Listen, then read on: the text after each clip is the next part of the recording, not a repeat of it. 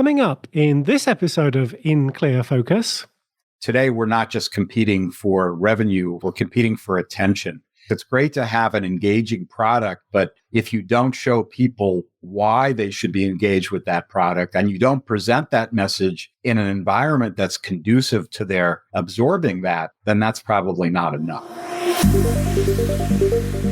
You're listening to In Clear Focus, fresh perspectives on the business of advertising, produced weekly by Big Eye, a strategy-led full-service creative agency growing brands for clients globally. Hello, I'm your host, Adrian Tennant, Chief Strategy Officer. Thank you for joining us. If you're a regular listener, you already know that understanding consumer attitudes and behaviors is a frequent topic of discussion on this podcast.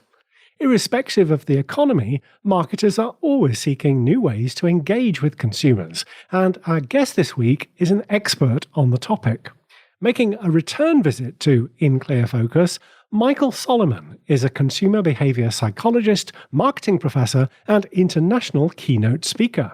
Currently the professor of marketing at St. Joseph's University in Philadelphia, Michael also advises global clients on marketing strategy and consumer centricity, working with brands including Intel, BMW, eBay, McKinsey & Company, Ford, and Levi's.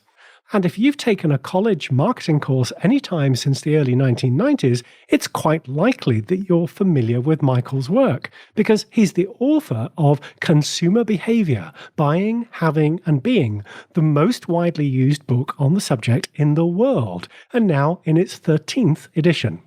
To talk about how marketers can engage consumers, Michael is joining us from his home office in Philadelphia. Michael, welcome back to In Clear Focus. Well, thanks so much for having me back. I really appreciate it. Now, back in March 2021, we discussed your book, The New Chameleons, How to Connect with Consumers Who Defy Categorization, which back then had recently been published by Kogan Page. So, Michael, can you explain why today's consumers are like chameleons?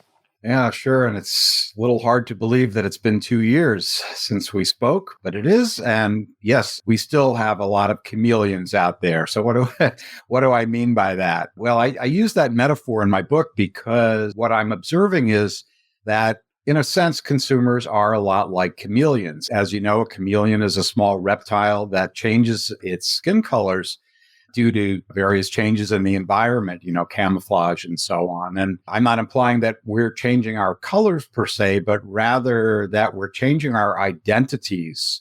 And we tend to do that pretty rapidly. We each play a lot of different identities. And by that, I mean the roles that we play in society: parent, child, student, teacher, boss, employer, customer, athlete, on and on. Each of us is being asked to play a lot of different roles and a far more varied lifestyles than we used to have back in the old days.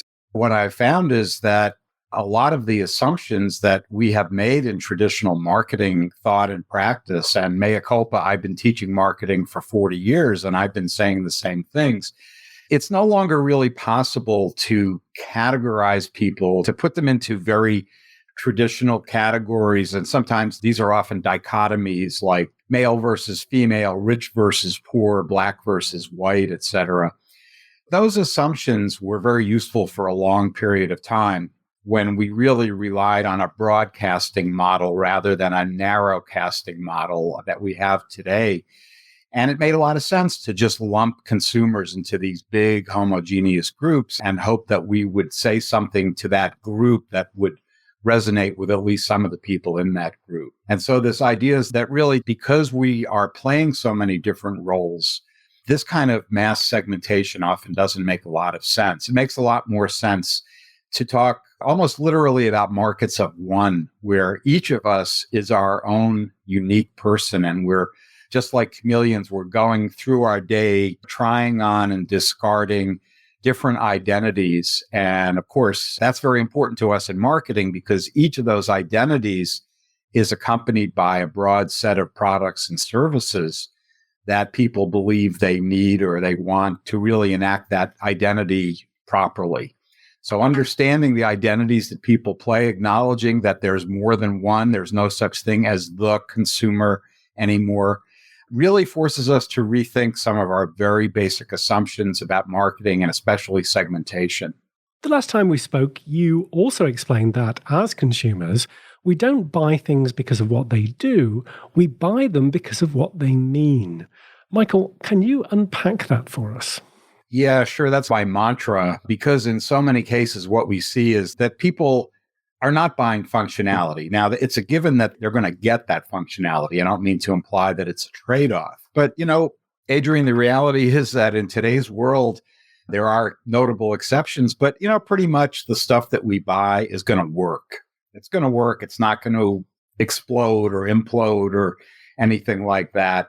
And so when you look at a lot of different categories, and of course, especially in the B2C space, but even B2B as well, I think, you'll see that in just about any category, there's one or two brands that are functionally, reasonably the same as the others, but their market share, their popularity is way, way above. And almost always the reason is not that they're selling better functionality, but rather that it's a brand that is telling a superior story. And it's giving us the background. It's giving us a sense of who we might be, the possibilities of who we might be if we use this product or service. And so it's really the story that we're buying. So anybody who thinks that they're competing strictly on the basis of, whether my widget performs 3% better than yours, that is probably not going to work in this age where, as we've already seen, each of us is so busy trying to acquire these different social identities, experiment with different lifestyles, express ourselves. And of course, that expression is a work in progress. So the brands that have figured this out, the Nikes and Apples and Lululemons of the world, they've done a wonderful job of building a really complex and desirable story. Even those brands, however, can't rest on their laurels, because we can also look at brands that used to do that, then decided that they could check that box and move on, and they failed to keep their story developing to be in line with what people are looking for. So it's always a work in progress. And, the worst kind of marketer is the formerly successful one who thinks they can just rest on their laurels now and not keep innovating and changing. Well, as I mentioned in the introduction, you're an expert on consumer psychology, including decision making, that is, why people buy, and the importance of engagement. Now, since we last spoke, you've created an online course focusing on this topic called Engage: How to Turn Your Bored Customers into Brand Fanatics. Michael, what is it about engagement that's so important that you decided to offer 6 hours of tuition on this topic? Yeah, it's a very important question. I actually polled about 100 marketing executives, not a scientific poll, but I polled them and I said, what keeps you up at night? And overwhelmingly, the answer that came back is, how do I keep my customers engaged? They're jaded, they're bored. There are so many distractions, the so-called eyeball economy that we like to talk about, the notion that today we're not just competing for revenue, for dollars, we're competing for eyeballs, we're competing for attention. And understanding how to break through that clutter and persuading people that they really need to pay more attention to what you have to say, because it's going to somehow impact them, hopefully in a positive way. I mean, after all of us are just human. We always want to know what's in it for me. And that's why that engagement is so important. We can talk about different ways to create engagement, but the key is just to do it one way or the other, because the worst thing we can face is a totally apathetic customer who really can't be bothered to look into more of what you have to say, because they just don't believe that it's something that it's worth wasting their time on, frankly. Well, at the risk of this being a spoiler alert, the introduction to the Engage course mentions the $1 million question. Michael, what's the question and why is it important for us to understand? I guess the $1 million question is, how do we do it? How do we get people to focus their attention on us when there are so many demands on their time? There are so many distractions, as I've said. engagement is the holy grail. And there's actually a lot of research, both academic and I think in the corporate sector, that shows that there's really substantial ROI associated with this. This is not just a marketer's dream. This is about enhancing ROI. And the way you do that is by creating an engaged customer. And ironically, I think one of the mistakes that a lot of marketers make is they're always looking for the next customer. They're always looking to expand their market, but they're not necessarily thinking about the depth of engagement of the people they have already managed to convince to come into their fold. And so we know that even though that's a goal for many marketers, it's significantly more expensive, for example, to attract a new customer than to keep an old one. And yet our best asset usually is our existing and especially our loyal customers. There's so much more value that we could give to them and get from them that I think many companies, large and small, are leaving a huge amount of money on the table because they're just ignoring those people, taking them for granted, assuming, well, they bought once, they're just going to keep buying. So I'm going to think about this next person who hasn't bought yet. So our $1 million question is really, how do we show someone that a company or an organization is worth really relating to and understanding how can they solve at least one of the various life projects that the customer is working on at any point in time? Your Engage course structure reflects the classic AIDA model of persuasion. That's AIDA. Michael, can you explain to us what that is? Absolutely. It's not rocket science. It's definitely not new, and I definitely didn't invent it. But it's a framework that's very simple, and we know that it works. It just makes sense. Attention, interest, desire, and action. Those are the stages that we need to move people through. And one of the reasons I structured the course around this framework is really just to remind everyone that engagement doesn't happen overnight. It's a process. We can't reasonably expect a customer who has just become familiar with what we offer to become a zealous fan overnight. There's a process, just like in kind of, a dating relationship. Yeah, sure, there might be love at first sight, but we're trying to look for that relationship and we're trying to understand how the feelings are going to grow over time. And so we need to understand that we start with a customer who literally doesn't know who we are, perhaps. A company like Coca-Cola, they solved that problem many years ago, but most of us don't have that luxury. We have to first deal with basic name recognition and in that awareness stage before we can build on to the other stages. And so what I've done in the course is to show how at each of the 4 stages of the AIDA model, awareness, interest, desire, and action, we can take various steps to maximize the likelihood that people are going to successfully pass through that stage and move on to the next one. Let's look at some illustrations. The first 2 stages of the AIDA model are awareness and interest. Michael, what are some of the ways a brand can create awareness and then interest? Creating awareness is so crucial, and yet what's amazing is that by far the large majority of information about products and services never gets absorbed by the customer. By some estimates, the average person today in the Western world is exposed to somewhere between 3,000 to 5,000 commercial messages every day. And your listeners might say, wait a second, there's no way that I'm seeing 5,000 messages. And my answer is, well, you probably are, but 4,950 of them never were interesting enough or impactful enough or novel enough to make it to the next level. And so at this crucial stage, you're basically throwing your money away. If you build it, but no one comes, it's basically a waste. So at these early stages of awareness and interest, you're not selling the ultimate benefits of the product. You're not necessarily showing someone how this product is going to solve a problem in their life. You're simply getting them to turn their attention to it, which means that, for example, it probably doesn't make sense to overwhelm people with a lot of detailed information about what the product does so early on.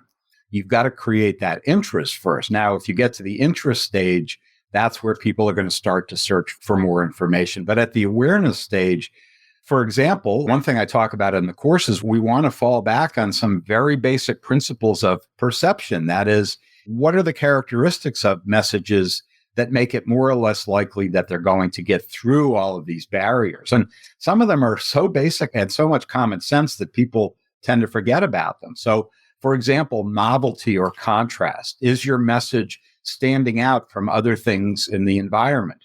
And you might say, well, I use color in my print ads in order to stand out. And I'd say, well, that's great, except if all the other ads around your ad also are in vivid color.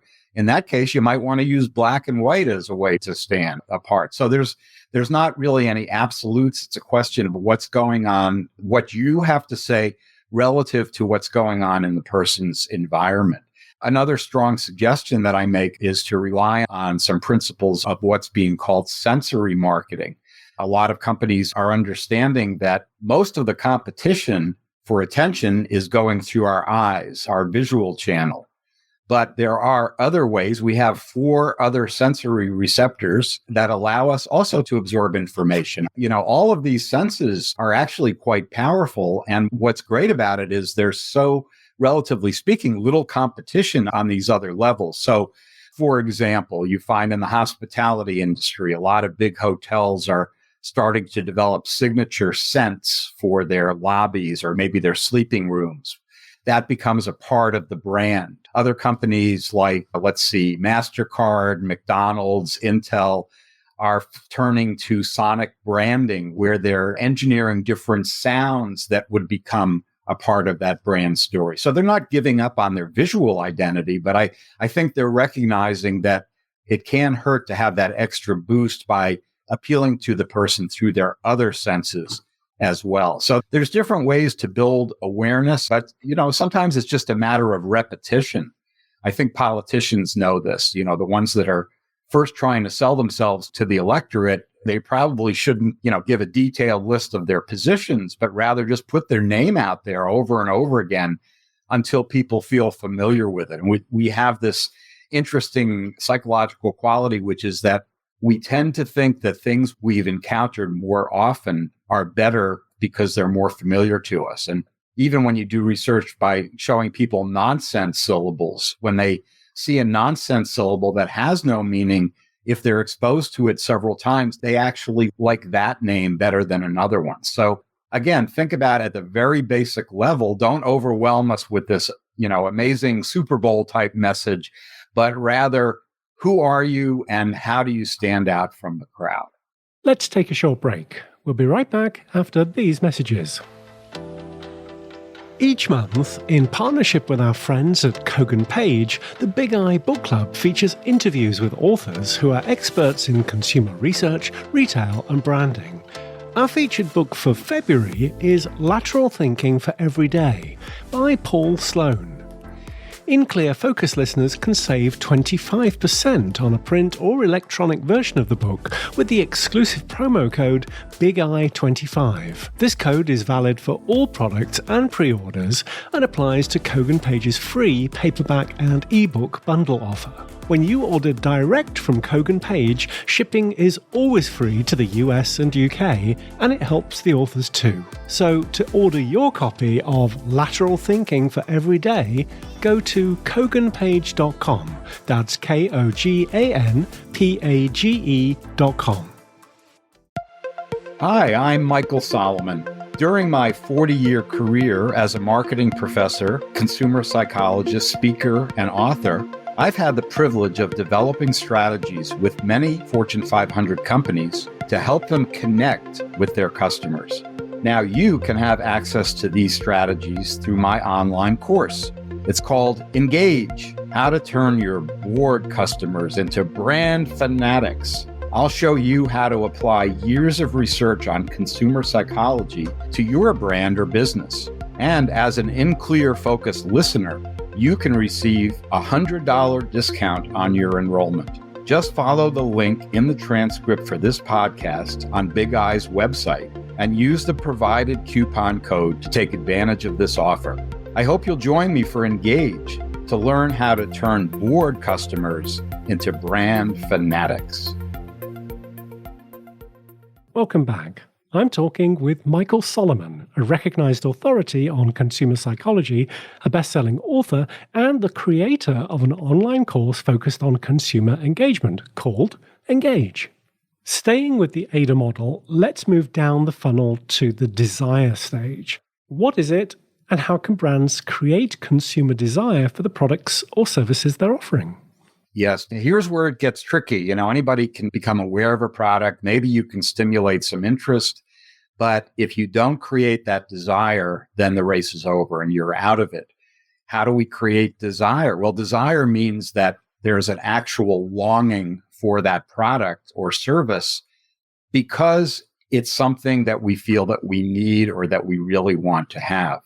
Why do we want to have it? Well, obviously there's the functionality element, but there are so many other reasons why we want things. And after all, we all buy products that really don't do very much, but we buy them because of their name value, or perhaps they're linked to some important process or story in our personal lives. So for example, one thing that you can do is to link your product to some kind of a ceremony or story that's already going on in culture.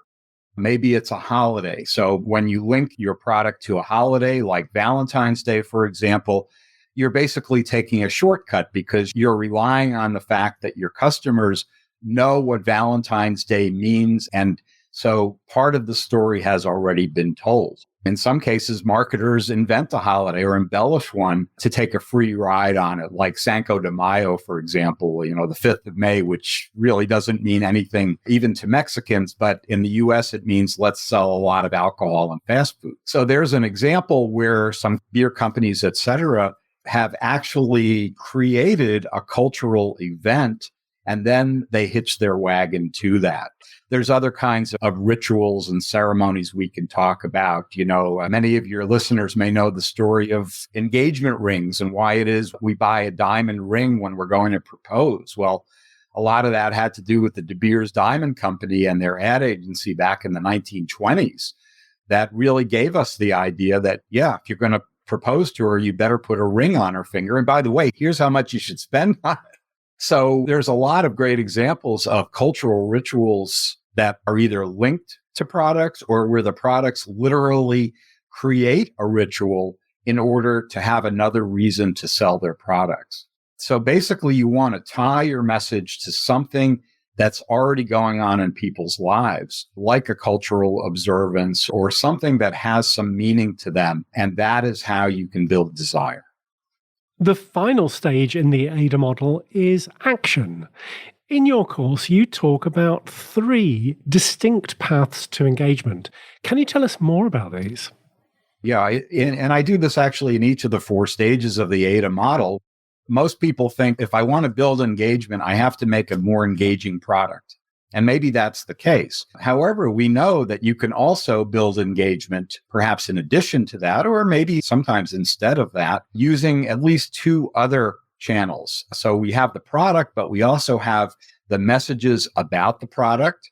And the third one is the environment in which the product or the message is being consumed. That's one that a lot of people, frankly, don't think about very much. A lot of people aren't aware, and psychologists and others are just starting to really become aware of the impact of very subtle cues in the environment that can profoundly affect our behavior, profoundly affect our preferences for different products, our shopping behaviors. And yet we tend to largely ignore that. And it, at the basic level, it can be something as simple as what is the temperature in a store when you walk into it? Is it freezing? Is it stifling? I mean, that's just at the most basic level.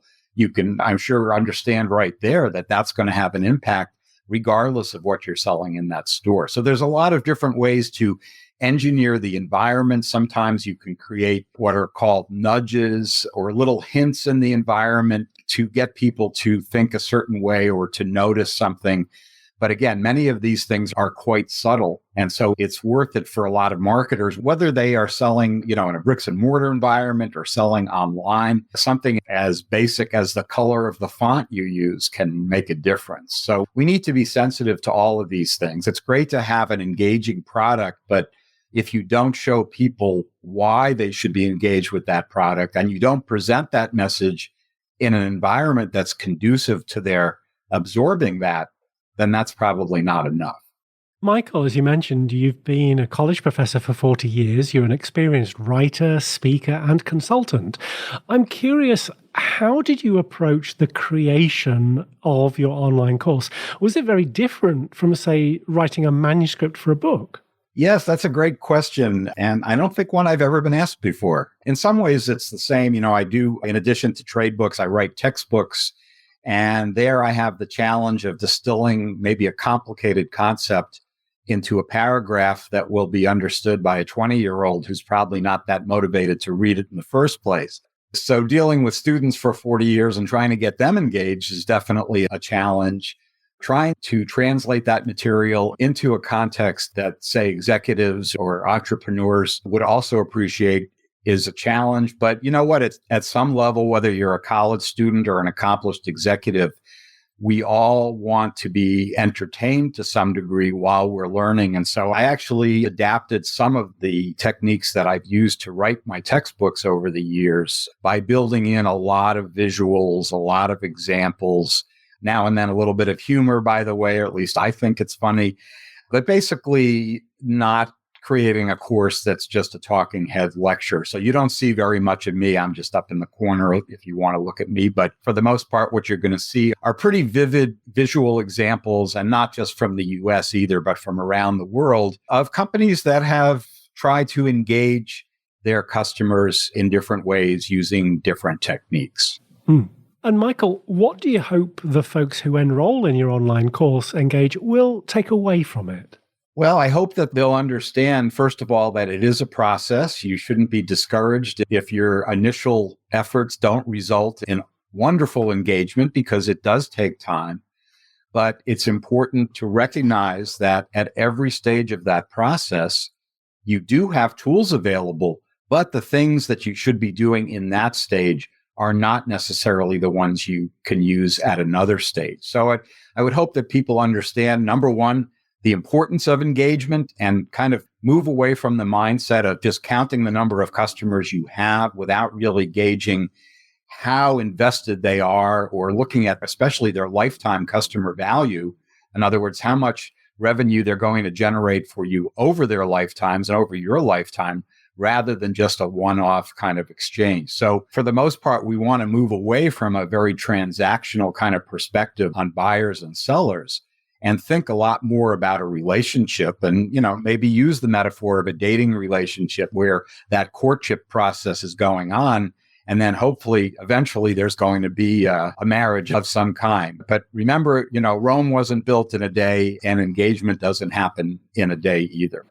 Michael, if In Clear Focus listeners would like to learn about your online course Engage, where can they find more details? I believe that you're going to have a link to this. You're welcome to go to my website, which is michaelsolomon.com, and you'll see a link there where you can sign up. Anyone's also welcome to email me at michael@michaelsolomon.com, and I'll be happy to supply the link to your show and to obtain the course that way. And if you'd like to enroll in Michael's online course, as an In Clear Focus listener, you can receive a discount of $100 when you use one of the special promo codes we have available. We'll be sure to include a link to the course details and those codes in the transcript for this episode.